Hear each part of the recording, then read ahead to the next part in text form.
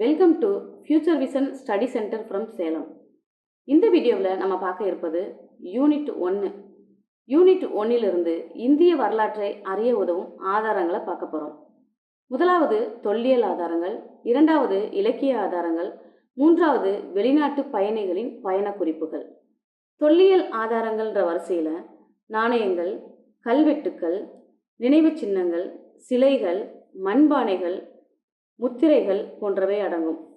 நாணயங்கள் எடுத்துட்டோம்னா பண்டைய அரசர்களின் ஆட்சி, பொருளாதாரம், அவர்கள் பின்பற்றிய மதம் ஆகியவற்றை அறிய உதவும் ஒரு முக்கியமான ஆதாரமாகும். கல்வெட்டுக்கள், கல் தூண், கோவில் சுவர்கள் போன்றவற்றில் எழுதப்பட்ட தகவல்கள். இதுக்கு உதாரணமாக பேரரசர் அசோகர் அவர்களின் பிரகடனங்கள். மூன்றாவது ஆதாரம் நினைவு சின்னங்கள் அல்லது கட்டிடங்கள்.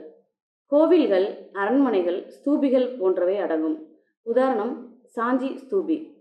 நான்காவது ஆதாரம் சிலைகள். பழங்கால கலை, மதம் மற்றும் சமூகத்தை அறிய உதவும் ஆதாரங்களாகும். ஐந்தாவது மண்பானைகள்.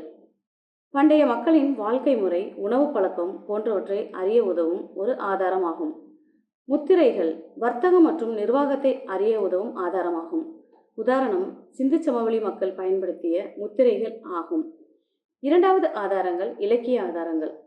வேதங்கள், புராணங்கள், இதிகாசங்கள், சங்க இலக்கியங்கள், புத்த மதம், சமண நூல்கள் போன்றவை அந்த காலத்து மக்களின் சமூகம், மதம், அரசியல் குறித்து அறிய உதவுகிறது.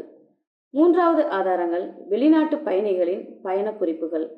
கிரேக்க நாட்டைச் சேர்ந்த மெகஸ்தனிஸ் எழுதிய இந்தியா என்ற நூலிலிருந்தும், சீனாவைச் சேர்ந்த வாஹியான் எழுதிய ஃபயோகி, யுவான்சுவாங் எழுதிய சியூக்கி போன்ற நூலிலிருந்தும் இந்திய வரலாற்றை அறிய உதவக்கூடிய ஆதாரங்கள் காணப்படுது. இந்த பகுதியிலிருந்து 2024 நடைபெற்ற UGTRB தேர்வில் யுவான்சுவாங் பற்றி வினா கேட்கப்பட்டுள்ளது குறிப்பிடத்தக்கது. நன்றி.